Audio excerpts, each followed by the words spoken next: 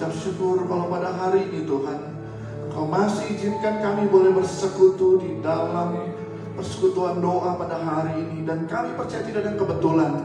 Setiap kami yang hadir, kami tahu Tuhan adalah maksud dan rencana-Mu Tuhan untuk kami berkumpul, memuji dan menyembah-Mu. Dan tiba saatnya kami akan mendengarkan isi hati-Mu, firman-Mu Tuhan. Beri kami pengertian, hikmat, pewahyuan untuk mendapatkan rema dari semua kebenaran firman-Mu yang akan disampaikan, sehingga itu mengubah hidup kami. Hidup kami tidak akan pernah sama lagi. Kami akan bangkit Tuhan. Kami akan kepala Tuhan, bukan ekor Tuhan.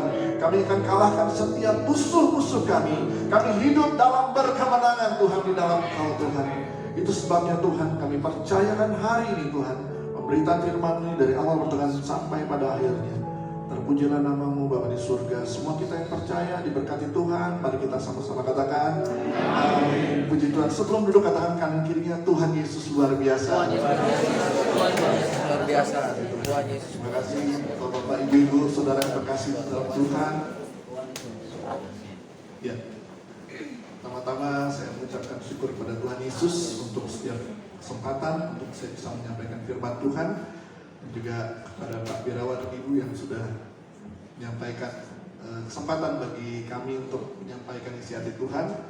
Dan memperkenalkan sedikit Bapak Ibu Saudara, saya ini secara hubungan keluarga sebenarnya abang daripada Pak Johan ya, dari Mata Raja Wali ya, Tuhan Tuhan Yesus, dan juga merupakan teman sudah lama dengan pelayanan dengan Pak Bayu. Jadi kami juga sempat melayani bersama-sama di daerah Jakarta Utara, dan puji Tuhan akhirnya sampailah kami ketemu tempat ini. Ternyata saya melihat Pak Bayu udah luar biasa melayani di tempat ini, dan ini satu sukacita ya buat saya pribadi kami. Dan saya juga hadir bersama istri yang mungkin perkenalkan sendiri di diri dulu. Slide-nya boleh ditampilkan ya. Nama saya Henok Nicholas Bule Galangi. Kalau ada yang nanya itu Bule Galangi marga dari mana? Dari Sulawesi Utara Bapak Ibu Saudara ya. Lebih tepatnya Sangir Talaut. Dan kalau dibilang Bule Galangi ya itulah. Jadi ya seperti ini Bapak Ibu Saudara ya. Jadi udah nggak bule lagi ya. Ya tapi itu marga ya, marga orang tua. Jadi ya, saya ajak istri saya, boleh berdiri dulu. Istri saya Yosefin. Dan latar belakang nanti bisa dilihat aja. Saya melayani Tuhan sejak tahun 1993 ketika baru bertobat. Kemudian menjadi seorang hamba Tuhan tahun 1999, 2000 dan 2005 saya ditabiskan jadi seorang hamba Tuhan.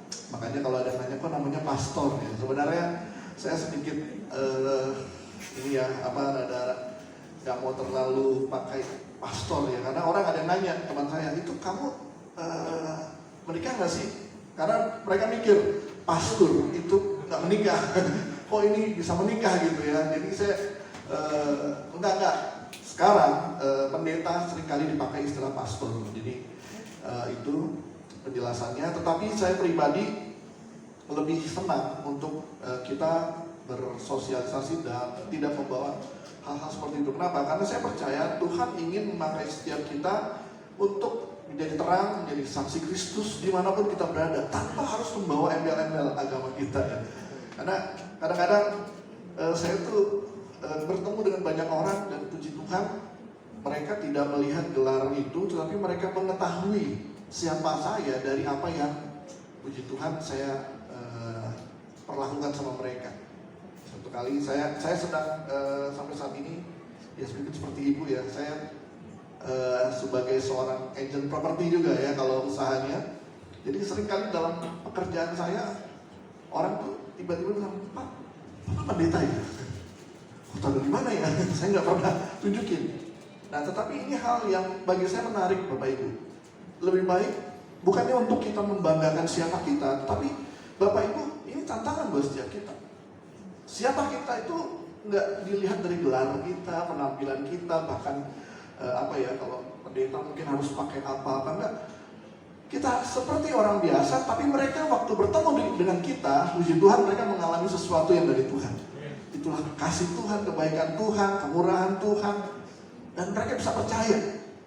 Nah, ini yang bagi kita harus menjadi satu target ya, supaya masing-masing kita bertumbuh dan bisa menjadi orang-orang yang dipercaya dimanapun kita berada. Yang setuju dan saya katakan amin. Amin. Ya, puji Tuhan. Itu saja. Nah, kita akan masuk dengan khotbah saya. Jadi awalnya saya merenungkan beberapa waktu tadi sudah sampaikan Ibu Linda ya tadi mengenai tahun depan ini banyak ramalan-ramalan, banyak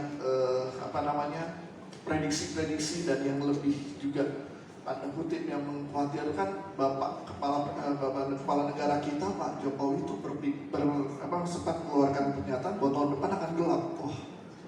Disambung dengan Ibu Sri Mulyani, dan kalau melihat ada beberapa podcast saya nonton mereka ya, ada yang bilang tahun 2023 kiamat lah, GPN, tapi ada yang bilang enggak seburuk itu. Nah, langsung muncul ayat firman Tuhan Mazmur 121 ayat 1 Bapak Ibu Saudara ya.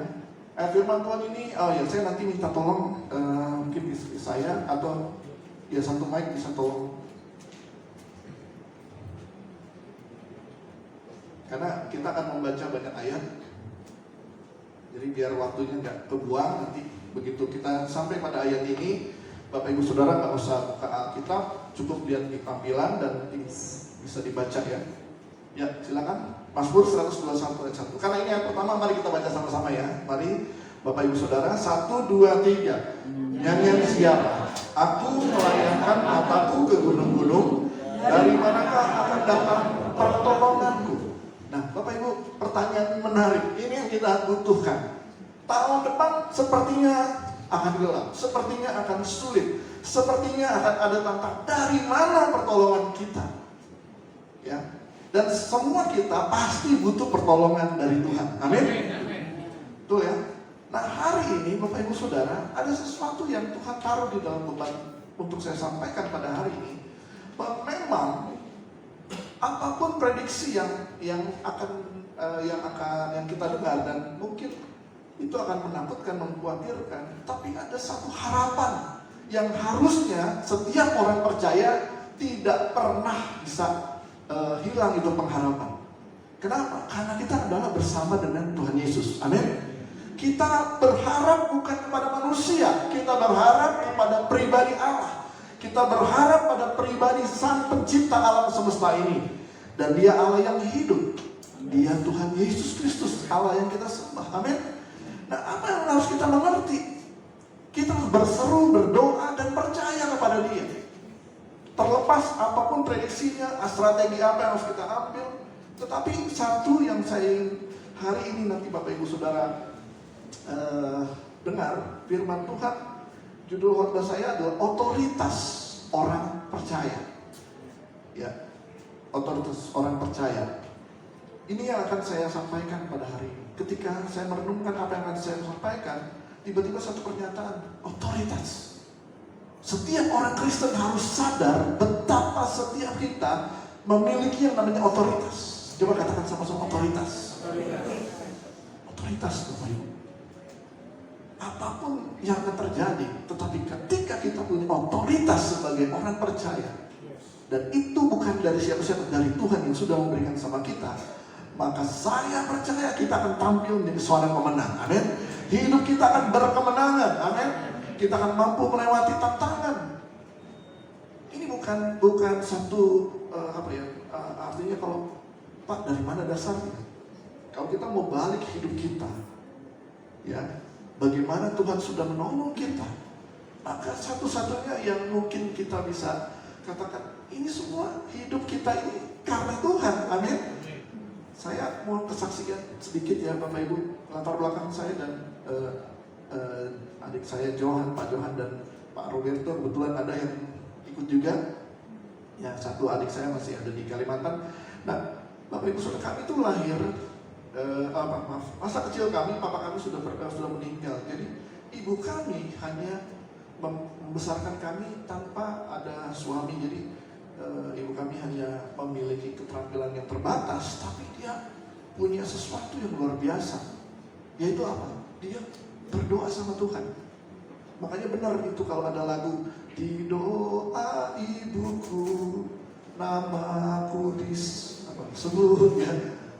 Bapak Ibu, kenapa saya mau katakan lagu ini? Karena gini Bapak Ibu, waktu kita masih bandel Bapak Ibu, saudara kita ini harusnya kita ke gereja pagi-pagi. Mungkin Pak Johan masih ingat ya, pagi-pagi kita harus ke gereja, minggu pagi. Karena kita pingin nggak mau ke gereja, sengaja saya calling teman-teman, oke kita ke Monas main bola. Supaya apa? Begitu selesai dari main bola, kan sampai di rumah udah capek, tidur. Nah kami punya alasan, udah istirahat gitu ya. Nah tetapi saya masih ingat, ya ibu saya sudah dipanggil Tuhan bersama dengan Yesus. Saya masih ingat ketika saya mau pura-pura tidur, saya di ujung mata saya melihat ibu saya lagi berdoa buat kami. Bapak Ibu Saudara, itulah luar biasanya Tuhan. Makanya nanti kita akan belajar Bapak Ibu betapa pentingnya otoritas kita mengerti. Karena ketika kita gunakan otoritas itu, siapapun kita, boleh Pak Bayu ditampilkan. Nah ini gambar ini, Bapak Ibu, ini kita lihat gambar ini. Ini saya tertarik dengan gambar ini. Ini gambarnya apa? Pion. Tapi bayangannya apa? Raja. Yang backup di belakang itu raja. Siapa kita? Kita mungkin pion. Kita bukan siapa-siapa. Tapi ketika kita bawa otoritas, raja di atas segala raja, maka sesuatu pasti terjadi Bapak Ibu. Terus sebabnya kita harus kuat, kita jangan menyerah. Ada satu lagi tampilan slide berikutnya. Ini, di atasnya. Iya. Better be a warrior di tengah garden dibandingkan jadi gardener di tengah perang. Saya ambil cuplikan ini dari orang sekuler. Tapi dia bilang gini, daripada nanti kita ini jadi orang yang lebih baik kita jadi seorang warrior, seorang prajurit di tengah taman, dibandingkan kita seorang ahli taman tapi di tengah perang. Artinya apa? Dia bilang gini, tahun depan kita nggak tahu mau bagaimana, tetapi ingat, kita harus persiapkan diri, kuatkan hidup kita, percaya, gunakan otoritas, sehingga kalaupun nanti prediksinya mungkin bukannya war, bukannya perang, bukan hal yang buruk, tetapi itu sesuatu yang baik-baik saja misalnya, nggak masalah, kita tetap menjadi seorang pemenang, amin. Dibandingkan kita biasa-biasa aja, bohong itu prediksi, itu apalah. Tetapi ternyata yang kita hadapi adalah hal yang tidak baik. Nah, jadi sebabnya saya terdorong untuk sampaikan hari ini Bapak Ibu Saudara. Otoritas, kita cepat saja. Bapak Ibu Saudara, otoritas di dalam Alkitab, istilah ini dipakai dalam istilah Yunani. Artinya apa? Digunakan kata exousia, artinya kuasa. Yang adil, sungguh dan tak terhalangi bertindak untuk memiliki, mengontrol, memakai atau menguasai sesuatu atau seseorang. Ini otoritas dalam bahasa Alkitabnya. Kemudian dalam bahasa KBBI, Kamus Besar Indonesia, kekuasaan yang sah yang diberikan kepada lembaga dalam masyarakat yang memungkinkan para pejabat menjalankan. Nah, waktu saya diundang ke tempat ini, waktu saya dapat tentang otoritas, tiba-tiba saya ngerti, iya, saya nggak kebetulan bawa otoritas, karena di sini bapak-bapak ada yang mungkin hidup dalam dunia yang instansi yang sangat mengutamakan otoritas. Di aparat Pak ya, sangat ngerti otoritas itu jelas. Nah mungkin kita yang sipil ya, hidup kita tuh ya nggak jelas siapa yang kita ikutin. Nah tapi kalau di militer atau di angkatan itu jelas otoritas. Jadi otoritas itu sangat dibutuhkan. Nah mari kita lihat Yohanes 1 ayat 12 berkata, silakan Bu. Tetapi semua orang yang menerimanya diberinya kuasa supaya menjadi anak-anak Allah, yaitu mereka yang percaya dalam namanya. Nah ini dia, ini menariknya. Kuasa yang tadi, otoritas itu diberikan kepada kita. Katakan sama-sama, diberikan. Jadi Bapak Ibu, segala kuasa itu untuk memimpin, untuk melakukan hal-hal yang luar biasa di dalam kuasa Yesus itu ada. diberikan oleh Tuhan kepada kita yang percaya, sehingga kita diangkat menjadi anak. Nah, siapa yang setuju dengan saya bahwa anak itu adalah satu privilege, ada sesuatu yang sangat istimewa, Bapak Ibu ya. Kita boleh dekat dengan seseorang, kita boleh menjadi sahabat, teman, siapa. Tapi sejujurnya anak itu yang paling utama bagi orang tuanya. Artinya kalau kita jadi anaknya Tuhan, kita bukan sekedar temannya Tuhan, kita adalah anak. Siapa yang setuju dengan saya? Kita akan dibela habis-habisan oleh Tuhan. Amin. Bapak Ibu berikan tepuk tangan buat Bapak Ibu. Bapak Ibu, kita anak Tuhan. Kita adalah orang yang diangkat menjadi anaknya, bukan karena kuat dan gagah kita. Nah, ada satu kelanjutan lagi. Jika kekuasaan menunjukkan pada kemampuan mempengaruhi orang lain, maka otoritas itu berarti hak untuk mempengaruhi. Jadi lihat di sini, kita pikir otoritas dan kuasa itu sesuatu yang bersamaan. Kalau kita punya otoritas, kita punya kuasa.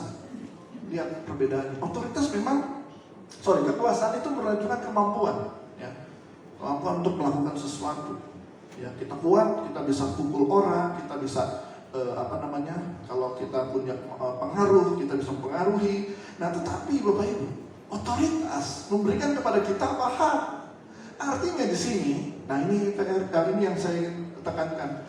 Seberapapun apa yang saya sampaikan itu betapa luar biasanya, tapi kalau kita tidak mau ambil, gunakan otoritas itu, maka itu tidak ada artinya. Sekali lagi saya ulang Bapak Ibu, seberapapun Tuhan sudah memberikan otoritas sama kita, tapi kalau tidak mau kita gunakan, tidak ada artinya. Yohanes 8 ayat 32. Bisa dilihat, ditampilkan, ya, dibaca tuh. Dan kamu akan mengetahui kebenaran, dan kebenaran itu akan memerdekakan kamu. Ya, kebenaran itu firman Tuhan. Setuju Bapak Ibu? Jadi firman Tuhan itu memerdekakan kita. Setuju? Setuju Bapak Ibu? Amin. Tolong perhatikan lebih detail lagi. Firman Tuhan yang seperti apa yang bisa memerdekakan kita? Ayat 32 berkata apa? Kamu akan kebenaran yang kamu ketahui itu baru memerdekakan. Jadi kalau kebenaran yang kita tahu, Alkitab ini isinya firman Tuhan. Setuju ya? Dari Kejadian sampai Wahyu Kejadian boleh. Tapi kalau kita nggak tahu, nggak ada kebenaran yang kita, nggak ada kemerdekaan yang kita dapatkan karena kita nggak tahu. Jadi poinnya adalah bukan sekedar kita lihat Alkitab aja, Alkitab itu firman, saya tahu. Tapi itu harus benar-benar menjadi satu pewahyuan, satu pengertian, satu klik di dalam hati kita. Saya anak Tuhan. Saya orang percaya. Tuhan tidak pernah meninggalkan saya. Tuhan pasti memberikan saya yang terbaik. Maka di saat itulah, maka kita dapat kemerdekaan. Disitulah kita hidup berkemenangan. Jadi poinnya Bapak Ibu, kalau baca Alkitab, mohon diperhatikan lebih teliti lagi. Amin ya. Gak semua kebenaran yang akan memerdekakan kita. Kemerdekaan itu diberikan sama kita kalau kita sudah mengerti. Di Mazmur 119 ayat 130 ini juga lebih jelas lagi. Mari kita tolong dulu. Bila tersingkap firman-firman-Mu, memberi terang, memberi pengertian kepada orang-orang bodoh. Bila tersingkap. Itu sebabnya Bapak, Ibu, Saudara, saya harus hormat, respect sama almarhum mama saya. Dia orang biasa, dia bukan pendeta, tapi dia bawa pewahyuan, kuasa doa, sanggup mengubah anak-anaknya yang bandel-bandel. Dan berdirilah saya, adik saya, dan adalah kami di dalam pelayanan. Kenapa? Karena ada seorang ibu yang mungkin gak punya kemampuan apa-apa, tapi dia punya pengertian kuasa firman, memerdekakan dia, dan dia mulai berdoa, dan terjadi sesuatu Bapak Ibu. Nah itu yang harusnya siklus ini terjadi dalam hidup kita. Jadi kita gak bisa sembarangan klaim, tahun 2023, saya percaya pasti beres, pasti menang. Tunggu dulu, Sudahkah kita baca Alkitab? Sudahkah pewahyuan? Sudahkah pengertian dari Alkitab kita terima? Sehingga akhirnya membuat kita merdeka, Bapak Ibu. Jadi Bapak Ibu Saudara, ini yang harus jadi PR buat setiap kita. Nah, awal dari otoritas ini, ya ini pelajaran sebenarnya ada banyak materinya, tetapi bagian yang saya sampaikan mungkin terbatas karena waktu. Tetapi pada hari ini Bapak Ibu, saya rindu masing-masing kita mulai tertarik ya, untuk menghadapi tantangan di depan. Kita harus menggali otoritas kita, Bapak Ibu. Kita harus mengerti siapa kita di dalam Tuhan, apa yang Tuhan sudah berikan buat setiap kita. Amin Bapak Ibu. Dan ketika itu kita mengerti, tadi dikatakan apa? Firman itu memerdekakan kita. Jadi kita harus tahu dan mengerti poinnya situ. Dan ketika disingkapkan, firman itu memberi pengertian pada orang-orang bodoh. Lanjutnya, slide berikutnya. Ya, Amsal 1 ayat 7 berkata, Takut akan Tuhan adalah permulaan pengetahuan, tetapi orang bodoh menghina hikmat dan didikan. ya, Bapak Ibu Saudara, takut akan Tuhan. Ini poinnya. Kenapa? Karena otoritas bekerja jika kita berada dalam satu komando dari surga. Jadi Bapak Ibu Saudara, takut akan Tuhan itu yang utama. Amin. Kalau kita nggak takut akan Tuhan, nggak akan dapat yang namanya kuasa dan otoritas itu. Tapi ketika kita punya hidup benar beres di hadapan Tuhan, takut akan Tuhan, menjaga hidup kita, maka kita ada dalam satu garis komando dari surga. Dari surga akan backup kita, tadi seperti raja yang membackup pion itu Bapak Ibu. Dan siapa kita, itu akan sangat-sangat ditakuti oleh iblis. Amin Saudara. Karena iblis takut sama kalau kita ngerti hal ini Bapak Ibu. Nah mari kita lihat ada ilustrasi mengenai otoritas. Ilustrasi otoritas itu sama seperti ya wasit. Betapa berkuasanya wasit. Setuju? Dia bisa usir orang, dia bisa hentikan pertandingan, dia bisa bilang masuk, dia bisa bilang enggak masuk, dia bisa bilang menang ini kalah bisa. Masalahnya apa? Ini hanya berlaku di lapangan. Coba ganti baju ini, coba ada di luar, tidak ada lagi kuasanya. Betul? Sama dengan aparat keamanan ya di satu negara. Bapak Ibu, mohon maaf saya pakai ilustrasi karena mungkin bapak-bapak banyak yang dari kepolisian ya. Bapak-bapak yang ada di dinas di lapangan di jalan raya tahu ya. Cukup modal menit langsung berhenti. Betul ya? Kenapa? Karena bukan masalah periwitannya, tapi otoritas yang di bawah itu. Setuju Bapak Ibu? Ya, coba ketika baju preman, coba ketika di luar, coba ketika pensiun, tidak ada lagi kuasanya. Nah, apa yang saya gambarkan di sini betapa kita harus berpaut terus kepada Tuhan, Sang Pemberi otoritas. Dengan tadi dikatakan takut akan Tuhan, maka disitulah otoritas akan bekerja. Ini membuat jadi perbedaan. Ada orang Kristen ya, saya harus katakan orang Kristen, tapi mungkin belum mengalami yang namanya kuasa dari otoritas ini. Kenapa? Karena mungkin hidupnya nggak berjalan lurus komando dari surga. Dan saya tidak mau menghakimi. Ini semua kita ada di hadapan Tuhan. Dia tahu siapa kita. Bahkan saya berkhotbah pun diuji saat ini. Semua kita Bapak Ibu harus sama-sama berada di depan Tuhan dan bilang, Tuhan uji aku. Kenapa? Ketika kita ada dalam garis komando Tuhan, takut akan Tuhan, maka disitulah otoritas akan bekerja. Nah sama juga dengan sebuah profesi sebagai seorang pendeta di gereja ya. Pendeta itu punya otoritas ya, ketika saudara kalau lihat ya, udah pakai toga begini, wah. Kalau dia udah angkat tangan, wah. Semua orang-orang yang bandel-bandel pun, waduh.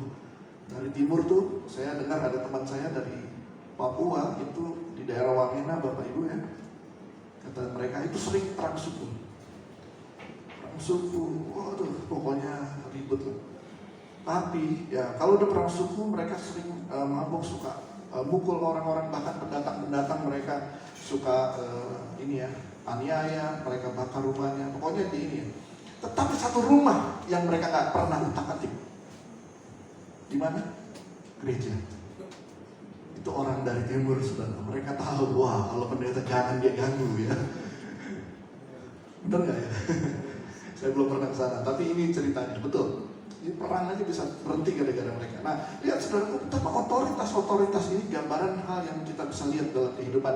Dan sebenarnya ini ada dalam kehidupan kita sebagai orang percaya. Mari kita lihat otoritas yang sudah diberikan kepada orang percaya. Mari kita lanjut Kejadian 1 ayat 26. Silakan, Bu. Berfirmanlah Allah, baiklah kita menjadi manusia menurut gambar dan rupa kita, supaya mereka berkuasa atas ikan-ikan di laut dan burung-burung di udara, dan atas ternak, dan atas seluruh bumi, dan atas segala binatang melata yang merayap di bumi. Ya, lanjutnya di Matius 21:28. Yesus mendekati mereka dan berkata, kepadaku telah diberikan segala kuasa di surga dan di bumi. Karena itu pergilah, jadikanlah semua bangsa muridku, dan baptislah mereka dalam nama Bapa dan Anak dan Roh Kudus. Dan ajarlah mereka melakukan segala sesuatu yang telah kuperintahkan kepadamu.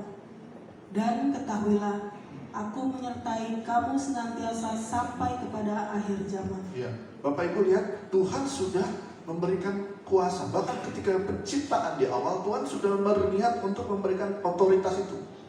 Nah, tadi saya sudah disampaikan, otoritas itu pilihan sama kita. Kita mau gunain atau enggak? Kenapa? Karena Tuhan sudah berikan. Tuhan sudah niat untuk memberikan.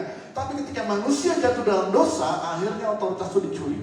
Tetapi ketika Yesus datang ke bumi, Yesus mati di kayu salib, kemudian akhirnya apa? Otoritas itu direbut kembali. Dan di dalam Matius 28 dikatakan, ya Yesus berkata apa? Kepadaku telah diberikan. Jadi otoritas sudah sama Yesus. Dan kepada setiap kita dikatakan, pergi beritakan. Artinya kita sekarang, kalau kita percaya sama Yesus, kita bisa gunakan otoritas itu. Coba katakan sama-sama, saya bisa gunakan otoritasnya Yesus. Amin, Bapak Ibu. Gunakan otoritas, karena Yesus sudah berikan. Jadi itu sebabnya jangan heran, nanti kita akan lihat siapapun kita akan sangat powerful menghadapi tantangan. Kenapa? Karena kita punya otoritas. Lanjutnya Bapak Ibu, ketika Yesus memberikan otoritas sama kita, kita bisa gunakan. Ya. Nah, sekarang kita melihat ada 3 hal saja pada hari ini saya akan share. Mudah-mudahan bisa menjadi berkat buat setiap kita. Ada 3 hal bagaimana otoritas itu bekerja, bagaimana otoritas itu bisa works, bagaimana bisa berfungsi. Yang pertama Bapak Ibu Saudara, apa yang harus kita alami? Yang pertama kita harus jadi orang yang percaya. Katakan sama-sama percaya. Bapak Saudara jangan sepelekan arti kata percaya ini. Karena percaya ini bisa membuat satu perbedaan. Ini bisa membuat satu perbedaan masa depan antara orang yang percaya sama orang yang tidak percaya. Kalau ingat kisah orang Israel, ya, mau masuk tanah Kanaan. Sebelum masuk tanah Kanaan, Musa mengutus 12 orang. Dan ada 10 orang yang sama-sama, 12 orang ini melihat tanah Kanaan. Dan mereka sama-sama melihat, Kanaan itu luar biasa. Hanya dari 12 ini, 10 orang berkata, memang sih luar biasa. Tapi musuh-musuh di sana itu gede-gede, sulit untuk kita kalahkan. Tapi hanya 2 orang yang percaya, namanya Yosua dan Kaleb. Dan Yosua dan Kaleb berkata apa? Memang ini orang gede-gede, tapi kami bisa kalahkan. Akhirnya apa? 2 orang ini bisa masuk tanah Kanaan. Yang 10 dan orang Israel lainnya tidak bisa masuk tanah Kanaan. Jadi gara-gara percaya hidup kita bisa berbeda. Ini kabar baik buat setiap kita. Amin. Kalau hari ini Bapak Ibu Saudara datang dengan masalah, pergumulan, tantangan, hutang, ataupun masalah hal yang berat dalam kehidupanmu, yang bisa membedakan masa depan kita ke depan adalah kita mau percaya atau tidak ada otoritas dari Tuhan ini. Amin. Tapi kalau kita ragu, disinilah iblis mulai masuk. Ya. Jadi Bapak Ibu Saudara, apa yang harus kita lakukan? Percaya, yakin. Karena di 2 Korintus 4 ayat 4, ini menarik Bapak Ibu. Mari tolong dibaca.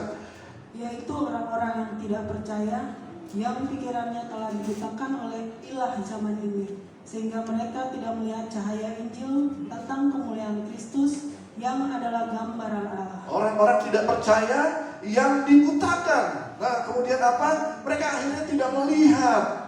Jadi gara-gara gak percaya, akhirnya gak bisa melihat. Bapak Ibu Saudara, pada hari ini Tuhan ingin kita percaya sama firman-Nya. Tuhan ingin kita yakin akan janjinya. Amin, saudara. Karena ketika kita yakin, ketika kita percaya, tadi saya kasih ilustrasi, seorang ibu rumah tangga almarhum mama saya, dia percaya dengan kesederhanaannya, dia bisa ubah anak-anaknya, dia bisa melihat anak-anaknya masa depannya mengalami sesuatu yang berbeda dari yang lainnya. Bukan karena kuat dan gagah dia, tetapi karena percaya. Siapa di sini mau percaya? Amin. Percaya firman-Nya. Makanya Bapak Ibu Saudara, poin nomor 1 ini, tidak ada cara lain. Kita harus paksa, kita harus baca Alkitab secara rutin. Amin. Lanjutkan screen-nya. Ya. Jadi ketika kita baca firman, disitulah kita dapat wahyu. Di situ kita dapat kekuatan. Saudaraku, ada orang Kristen mungkin selalu berpikir, yang penting kalau saya ada masalah, saya berdoa sama Tuhan. Saya bisa menangis, saya bisa bersujud. Saudaraku, jangan salah. Tuhan tidak tertarik dengan air mata kita. Karena Tuhan tertarik dengan iman kita. Ingat, ya, Lazarus itu udah mati. Yesus tunggu sampai pada hari. Kenapa? Karena dia mau lihat kuasa itu dengan iman orang-orang percaya. Saudara, dan saya percaya pada hari ini, saudara, tantangan buat setiap kita, apapun yang kita hadapi, saudaraku, maukah kita melihat hal yang berbeda di depan masa depan kita? Bagaimana caranya? Baca dan temukan firman ini. Tadi dikatakan itu akan meningkatkan, akan memberikan kemerdekaan buat hidup kita. Dan kita memiliki kepercayaan, percaya akan janjinya. Saudaraku, ada banyak pengalaman dalam hidup saya bisa saksikan kepada Bapak Ibu bahwa kalau kita percaya sama Tuhan, kita akan lihat perbedaan. Saya yakin sekali Bapak Ibu, dan mungkin Bapak Ibu juga punya pengalaman, tapi ini kebenaran yang harus kita mengerti. Poin pertama, percaya. Yang kedua, ya biar mudah untuk ingat poin apa yang kita bahas pada hari ini, ada 3 P. Yang pertama, P pertama, percaya. P kedua, apa? Otoritas bekerja waktu kita menggunakan dengan perkataan. Katakan sama-sama, perkataan. Matius 8 ayat 8. Ini ada cerita yang menarik, ya. Mungkin Pak Birawa bisa mengerti karena ini hidup sesuai dengan apa yang terjadi di ayat ini. Oke, kita lihat ya. Silakan Bu. Tetapi jawab perwira itu kepadanya, Tuan, aku tidak layak menerima Tuhan di dalam rumahku. Katakan saja sepatah kata, maka hambaku itu akan sembuh. Saudara, ada yang luar biasa. Ketika ada orang yang sakit, seorang perwira memiliki saudara yang sakit, kemudian apa? Yesus mau datang. Ya, Yesus mau datang ke orang yang sakit ini. Tapi luar biasa si perwira ini. Dia bilang, gak usah, saya gak layak. Tetapi dia bilang ini, katakan saja sepatah kata saja. Apa yang dikatakan? Maka hambaku itu akan sembuh. Wow, tidak perlu sapu tangan, ya, tidak perlu minyak berapa, tidak perlu apa-apa ya. Cukup katakan sepatah kata. Jadi pertanyaan saya seperti ini. Oke lah, Tuhan Yesus ngomong. Oke. Nah, si orang ini ke rumahnya, ketemu dengan hambanya, apa yang dia katakan? Apa yang dia lakukan? Saya yakin apa yang dikatakan Yesus itu yang dia katakan. Setuju? Bisa nangkap Bapak Ibu Saudara ya? Jadi dia nggak ada bilang Tuhan datanglah, dia cuma bilang perkatakan sepatah kata saja. Nah, dan Yesus bilang, wah, oke. Kemudian setelah itu dia pergi dan ketemu orang yang sakit itu. Nah, orang yang sakit itu saya yakin dia cuma perkatakan apa yang Yesus katakan. Betul ya? Karena dia cuma minta Yesus memperkatakan. Dan perkataan Yesus itu yang dibawa untuk diperkatakan. Jadi artinya apa? Otoritas dibawa dan dilepaskan hanya dengan katakan sekali lagi, perkataan kita ini tidak main-main Bapak Ibu Saudara. Amin. Kalau kita ngerti prinsip ini Bapak Ibu, Yesus firman-Nya kita terima dan kita berkatakan. maka apa yang terjadi? Kuasanya mengalir. Amin. Itu sebabnya jangan heran ada banyak mujizat terjadi. Mungkin kita nggak ketemu mendoakan orang langsung, tetapi dengan iman si orang yang mendoakan hanya menggunakan perkataan, itu terjadi mujizat. Nah, Bapak Ibu Saudara, itu sebabnya otoritas bekerja. Yang kedua karena apa? Perkataan. Karena itu apa? Ini hal yang nasihat yang penting dari poin ini. Jaga perkataan, jangan perkataan negatif. Tahun depan kiamat. Wah. Yang terjadi apa? Karena kita memperkatakan, itu terjadi. Tapi kalau tahun depan mujizat terjadi. Amin. Tahun depan Tuhan pasti tolong hidup saya. Tahun depan luar biasa terjadi. Berikan tepuk tangan buat Tuhan. Haleluya. Ketika kita memperkatakan, dan perkataan kita ini perkataannya Yesus, maka saya percaya itu akan menjadi sesuatu yang berubah. Amin. Jangan kalah. Nah, tadi ada YouTube yang bahas ya, kondisi ekonomi tidak seburuk yang disangka. Dan itu orang agama lain. Bayangkan orang agama lain aja masih ada yang percaya. Bagaimana dengan kita? Nah, apa yang saya ingin gambarkan, dan saya tidak menyederhanakan segala sesuatu. Tadi kan saya dengar, jadilah seorang warrior, siap berjuang. Jadi menggunakan otoritas. Nah, tapi jangan sampai main-main dengan perkataan. Kalau perkataan kita sudah negatif, selesai sudah. Karena di alam roh ini, saudaraku, segala sesuatu itu dikendalikan oleh perkataan. Ingat ketika Allah menciptakan alam semesta ini, apa yang Allah lakukan? Jadilah Tuhan. Artinya apa? Tuhan menggunakan perkataan. Wow. Jadi hari ini ketika kita mengerti rahasia ini, dia bangun pagi mengatakan hal-hal yang baik dalam hidup kita. Tuhan pasti buka jalan. Tuhan pasti tolong hidup saya. Tuhan pasti akan membukakan hikmat-Nya. Tuhan membanjiri saya dengan berkat-berkat yang berlimpah. Tuhan akan menolong saya bertemu dengan orang-orang yang baik. Tuhan akan membawa saya dalam kemenangan demi kemenangan. Amin, saudara. Ini bukan asal ngomong. Ini kita berkatakan karena kita mau lepaskan otoritas itu. Percaya Bapak Ibu? Yang ketiga, yang terakhir. P yang ketiga, pengenalan akan pribadi Yesus. Otoritas bekerja pertama dari percaya, kedua dari perkataan, ketiga dari pengenalan akan pribadi Yesus. Silakan Bu, Kisah Rasul 3 ayat 6. Tetapi Petrus berkata, emas dan perak tidak ada padaku, tetapi apa yang kupunyai kuberikan kepadamu. Demi nama Yesus Kristus orang Nazaret itu, berjalanlah. Ya. Ini hal yang bagus, luar biasa ya. Petrus ketemu dengan seorang yang lumpuh, dan orang itu berharap nih Petrus kasih sesuatu ya, pengemis ya. Pasti dia minta uang. Nah, Petrus bilang, emas dan perak tidak ada padaku, tetapi apa yang punya di dalam nama Yesus, bangkit dan berjalanlah. Nah, kenapa Petrus bisa pede seperti ini, saudara? Karena dia punya pengenalan pribadi akan Yesus. Amin. Jadi saudaraku, nama Yesus itu bukan nama yang sembarangan. Amin. Ya, ini bukan mantra, ini bukan satu hal yang kita bisa sembarangan gunakan. Ya. Tetapi ini juga harus kita gunakan, karena ini adalah kuasa, karena kita punya hubungan pengenalan pribadi dengan Yesus. Makanya Yesus bilang berdoa dalam nama Yesus. Amin.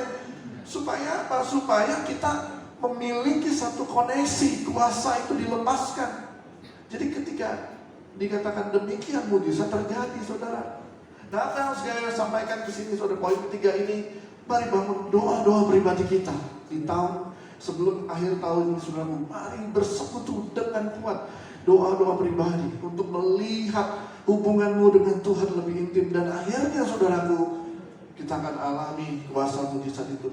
Dan juga jangan lupakan persekutuan dengan sesama. Jadi puji Tuhan hari ini kita melakukannya. Amin Bapak Ibu. Saya bersyukur Bapak Ibu Saudara tidak menolak saya, dan saya boleh bersyukur berkenalan dengan Bapak Ibu Saudara. Saya merasakan satu semangat. Kenapa? Karena ini saudara sejak pandemi, kalau mungkin Bapak Ibu Saudara mengenal saya sebelumnya ada di dalam satu gereja pelayanan sepenuh waktu. Tapi karena satu dan lain hal, akhirnya Tuhan tuh seperti mengubah jalan hidup saya. Saya memberikan diri jadi pelayan Tuhan sepenuh waktu di gereja saya tersebut itu sejak tahun 99. Cukup lama sebenarnya. Tapi awal pandemi sekitar 2020, di situ tiba-tiba Tuhan mengubah. Dan saya harus ketemu dengan satu orang rekan istri saya, dan dia bilang gini, Pak, sekarang kan rasanya online. Bapak bergerak secara online. Karena gereja lagi riset. Tiba-tiba perkataan dia itu ternyanyi, dan akhirnya saya bilang, ya ini dia. Akhirnya saya banyak bergerak dalam pelayanan online hari-hari ini. Yang tadi Bapak yang kesaksian, betul Bapak Ibu. Jiwa-jiwa sekarang kita bisa temukan di mana saja ya. Di online Bapak Ibu. Dan itu sebabnya saya berantusias. Karena sejak saya memutuskan dan istri memutuskan seperti itu, saya bergabung dalam satu gereja, di pelayanan yang baru, ketemu dengan teman-teman, kami punya komsel. Kalau di gereja kami namanya cool, dan coolnya online. Jadi kita bisa ada dalam ibadah, kalaupun tempatnya beda-beda. Ada yang cool saya ada di daerah Jawa Timur, di Surabaya, di Malang, ada yang di, dan itu terjadi kondisikan saat ini saudara. Ini saya bilang mujizat luar biasa. Nah, tetapi saudaraku adalah saya bersyukur ketemu dengan banyak orang, dan puji Tuhan karena Cool Online ini kami akhirnya punya akses melayani di penjara. Jadi Bapak Ibu Saudara, beberapa minggu yang lalu saya melayani di lapas Salemba ya. Jadi saya bilang beberapa minggu lalu bertemu dengan orang-orang yang di penjara, sekarang ketemu dengan bapak-bapak saudara-saudara. Siapapun kita saudaraku, kita siap, amin. Jadi ini saya bilang, wow, saya melihat anugerah Tuhan.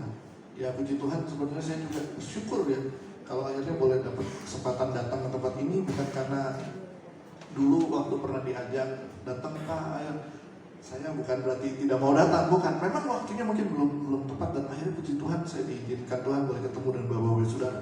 Tapi ketika kita bersekutu, saya percaya di sini kita dapat kekuatan. Di sini kita bisa mengenal Tuhan secara pribadi. Di sini kita hidupnya dibangun lebih lagi. Amin. Kisah Rasul 4 ayat 12, ayat yang luar biasa saudara. Ya, silakan. Dan keselamatan tidak ada di dalam siapapun juga selain di dalam Dia.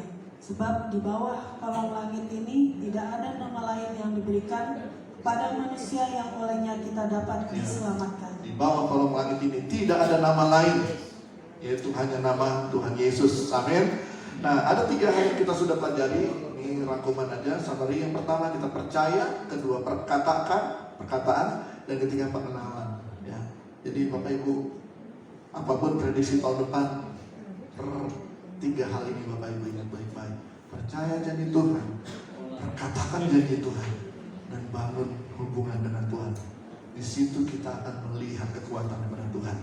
Nah, saya akan tutup dengan satu hal yang sebenarnya ini tragis, ya. Tapi saya harus cerita.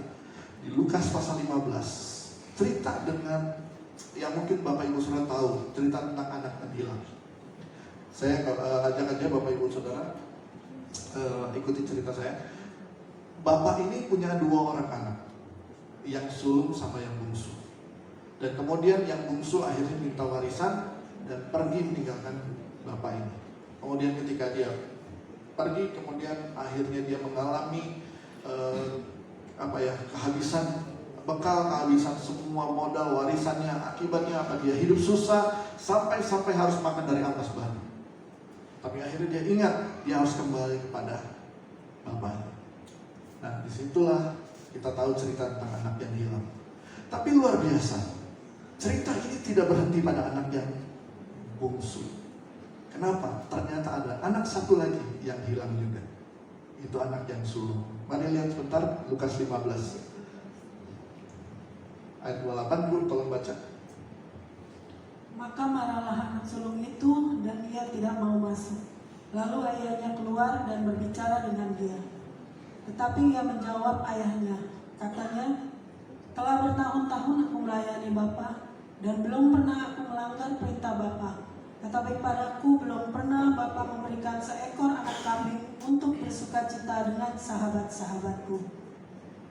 Tetapi baru saja datang anak Bapa yang telah memboroskan harta kekayaan Bapa bersama-sama dengan pelacur-pelacur. Maka Bapa menyembelih anak lembut tambun itu untuk dia. Kata ayahnya kepadanya, anakku, engkau selalu bersama-sama dengan aku, dan segala kepunyaanku adalah kepunyaanmu. Nah, ini dia Bapak Ibu, anak yang sulung. Dia heran, kok bapaknya begitu menyambut adiknya. Dia udah kerja, dia tidak pernah tinggalkan atau tidak pernah berbuat yang buruk sama orang tuanya, tapi tidak pernah dirayakan pesta seperti adiknya. Dan dia bilang sama bapaknya, masa sih adik kita yang baru ngabisin uang, bapak terima dan sekarang bikin pesta. Saudaraku, ini dia kita harus jeli. Ayat 31, si ayahnya bilang gini, anakku, engkau bersama-sama dengan aku, dan segala kepunyaanku adalah. Kenapa saya ingin ceritakan hal yang tragis di akhir ini, khotbah saya? Karena ini bisa jadi ada dalam hidup kita. Kenapa pentingnya kita perlu mengerti tentang otoritas? Jangan-jangan kita sama seperti anak sulung ini. Ada di rumah bapaknya, hidup benar baik-baik saja, namun tidak pernah mengerti apa yang bapaknya katakan. Kamu ada bersama dengan Papa, dan segala yang punya Papa itu punya kamu. Haleluya. Jangan sampai kita saat ini hidup kita datar-datar aja. Kita pikir, ya saya udah jadi orang Kristen baik-baik, tapi kenapa hidup saya begini-begini ya terus? Jangan sampai Bapak Ibu Saudara kita seperti anak sulung. Kita pikir Tuhan jahat sama kita, Tuhan tidak pernah memberikan sesuatu sama kita. Padahal Tuhan ada bersama dengan kita saat ini, dan segala yang Tuhan punya itu punya kita. Yang mau dan percaya katakan amin. Berikan kemuliaan kepada Tuhan Yesus. Ayat terakhir Bapak Ibu, 1 Petrus 1 ayat 5 ini yang terakhir, silakan tolong dibacakan.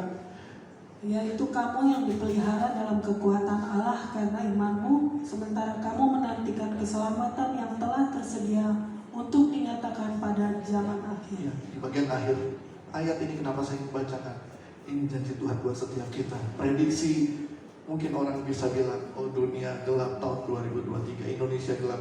Tapi ingat baik-baik, Tuhan berjanji Dia akan memelihara kita. Yang percaya katakan amin. Amin. Amin. Bapak Ibu Saudara, bereskan Alkitab kita. Mari kita tundukkan kepala kita mau berdoa. Puji Tuhan. Izinkan kebenaran firman Tuhan yang baru kita dengar meresap masuk dalam hidup kita. Saudaraku, jangan sampai kita seperti anak sulung yang kita pikir kita sudah jadi orang Kristen baik-baik, kita melakukan yang benar, kita ada dalam pekerjaan Tuhan, tapi kita nggak ngerti kita ada dekat dengan Tuhan. Dan kita lebih parahnya lagi, kita nggak ngerti bahwa semua yang punya Tuhan, semua punya Bapa, itu punya kita. Tinggal kita gunakan. Itulah otoritas Bapak Ibu. Sebagai anak, kita nggak perlu dikasih tahu sama ayah kita apa-apa yang harus kita ambil, apa yang boleh. Karena kita tahu semua itu disediakan buat kita, untuk kebaikan kita. Ketika Allah mengangkat kita jadi anaknya, itu lebih cukup dari semua berkat yang Anda butuhkan hari-hari ini. Anda butuh keuangan, Anda butuh masalah keluarga, Anda butuh kesembuhan dari sakit.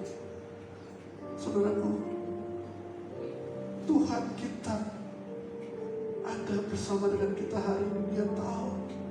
Dan semua kuasanya itu bisa kita gunakan hari ini. Yang penting kita harus percaya.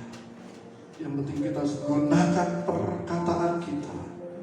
Dan kita harus bangun hubungan intim dengan Tuhan. Jadi biarlah pada hari ini Bapak Ibu ada keputusan dalam hidup kita. Mau berkata, Tuhan aku mau bangkit Tuhan. Apapun, siapapun boleh berkata hal yang buruk untuk masa depan. Tapi aku mau percaya pada janji firman-Mu Tuhan. Berkatakan-Mu ya dan amin Tuhan. Hari ini aku percaya Tuhan itu bisa kami alami. Saya mau berdoa di tempat ini untuk Bapak Ibu Saudara yang membutuhkan, untuk mengalami satu keputusan. Kalau Bapak Ibu Saudara percaya akan janjinya, mau dibangkitkan kembali, mau dipulihkan, cukup di tempat saja. Bolehkah Bapak Ibu dalam sikap doa angkat tanganmu, satu respon untuk apa yang firman Tuhan hari ini katakan. Bukan untuk saya, bukan untuk siapa-siapa, tapi ketika kita angkat tangan, kita mau berkata kepada Tuhan, ini aku Tuhan. Kalau Bapak Ibu Saudara mau mengambil keputusan, boleh angkat tanganmu di dalam sikap doa. Semua mata tertutup. Pada orang-orang yang angkat tangan, saya mau berdoa buat setiap Bapak Ibu. Puji Tuhan. Puji Tuhan. Haleluya, haleluya. Bapak, kami sungguh berdoa buat setiap saudara-saudara kami yang hari ini buka hatinya, angkat tangannya Tuhan. Kami tahu Tuhan dari dalam hati mereka terdalam Tuhan ada kerinduan yang besar dengan Engkau Tuhan. Untuk mereka memiliki hubungan yang intim dengan Engkau Tuhan. Bahwa mereka bukan seperti anak sulung yang hidup dalam kehidupan rohani Kristen, tapi tidak sadar betapa dia ada hubungan, dia harusnya intim dengan bapaknya. Dia ngerti bahwa apa yang bapaknya punya itu punya dia semuanya. Dan hari ini Tuhan, ketika kami angkat tangan Tuhan, biar pewahyuan itu masuk dalam hati kami, membukakan hati dan pikiran kami, mengubahkan hidup kami kembali Tuhan.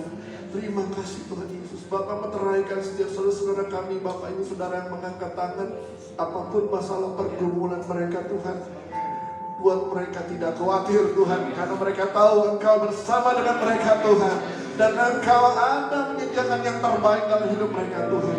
Terima kasih Tuhan Yesus, terima kasih Tuhan. Bisa turunkan tangan Bapak Ibu Saudara.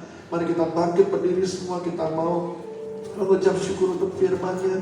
Mari kita